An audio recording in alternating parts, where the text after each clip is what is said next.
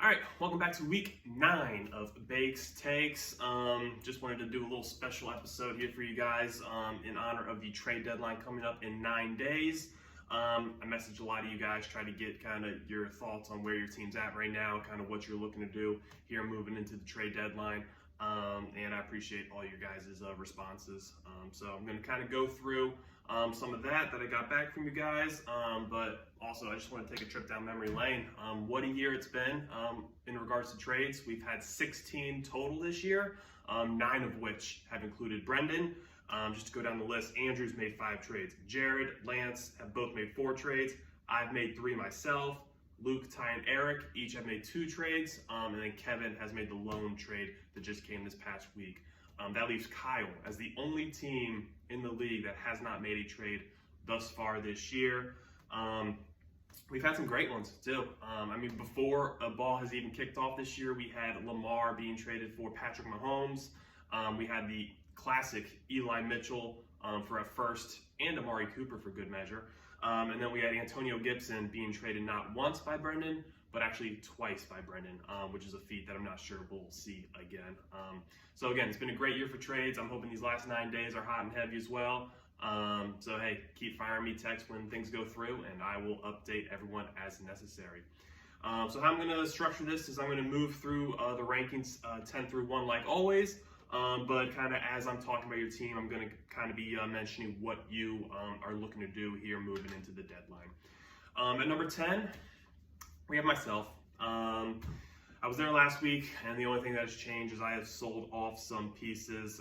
I've already parted with Aaron Jones to Jared, and have now parted with Travis Kelce to Lance. As far as my team's concerned, still looking to sell. I am all in for next year.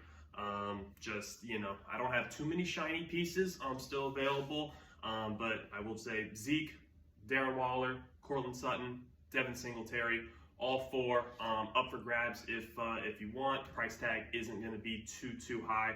Just looking to regain something that'll help me for next year, and you can maybe add some depth at some different positions. At number 9, we have Luke.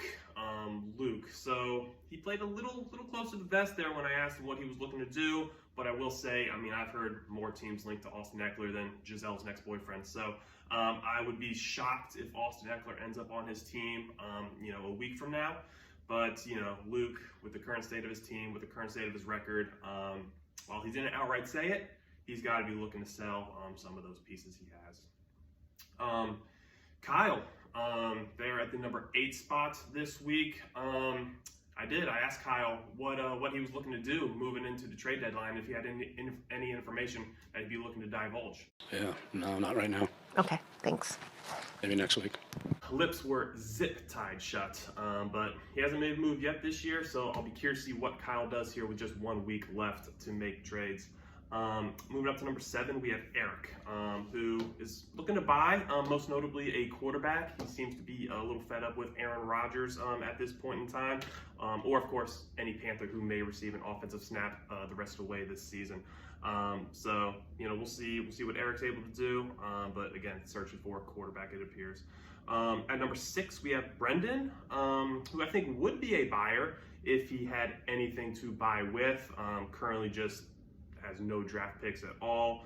It appears the only thing that he is still searching for is 12th rounders. He currently owns 6 12th rounders, and he mentioned the appeal of having 10 12th round picks. So that's, I think, his goal going into this last week. We'll see if he's able to accrue those last 4 remaining 12th rounders.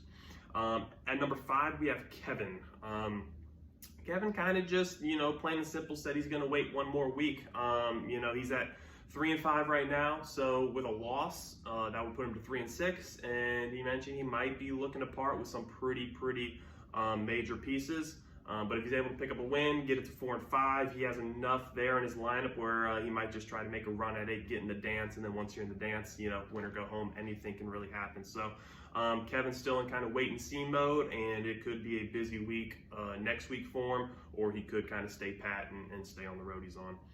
At number 4, we have Andrew. Andrew mentioned that he's looking to stay put. If anything, earth-shattering ends up in his mailbox, never say never, but He currently has constructed a pretty strong team with a chance this year, all while accruing 2 3s, 2 4s, 2 5s, and 2 7s going into next year's draft. So he's put himself in a pretty good spot. You trade with Brendan enough times, you're going to do that. So Andrew's going to be there at the 4 spot and is most likely just kind of hold the course for him as well. At number 3, we have Lance. Lance, he's already done some buying. He's kind of shoved all his chips in for this year. And he said he's kind of just looking for one last elite running back to what he thinks will put him over that edge. Already got Kelsey from me. So he's putting together a pretty strong team to make a run at a championship. He's just looking for maybe one last elite running back to really just tie the bow on it. Number 2, we have Jared. Jared's kind of sneaky, put together a really good team. He's kind of just stayed at the top of the standings all year and has made a couple savvy moves as of late to really bolster that lineup. He also mentioned he could be looking for another running back, but overall that lineup's looking good. DeAndre Hopkins coming back has been huge for him. So he's already made a few deals. Potentially might be still in the market for a running back. And then Ty made a move for George Kittle to kind of bolster that tight end spot. And he seems to just be staying pat. He's the hottest team in the league right now. No reason to kind of, shake things up. His week last week put up 182 points, just 1 point shy of the record since we moved to half-point PPR, which was set by Kevin last year at 183. Ty again put up 182. And in that effort, Ty did set the record for the largest margin of victory of 97.38 points. Let's go home! All right, so I think that's about a wrap for the trade deadline special episode. I will say I've added a few notes to the dossier for you guys to maybe glance over at your earliest convenience, including a record book that I've added to the bottom with a couple notable records that I plan on keeping up to date as the years progress. So hey, if you have any questions, let me know. Again, the trade deadline is not this coming Saturday, but the following Saturday, the Saturday before the Sunday games for week 10. And then again, just a reminder, I am dreading it, but starting then week 10, the lowest scoring team each week will chip in another $10. So this coming week is the last week where it doesn't matter, and then starting the following week is when the Moneyball rule will be in effect. So hey, appreciate you guys for tuning in. Play well.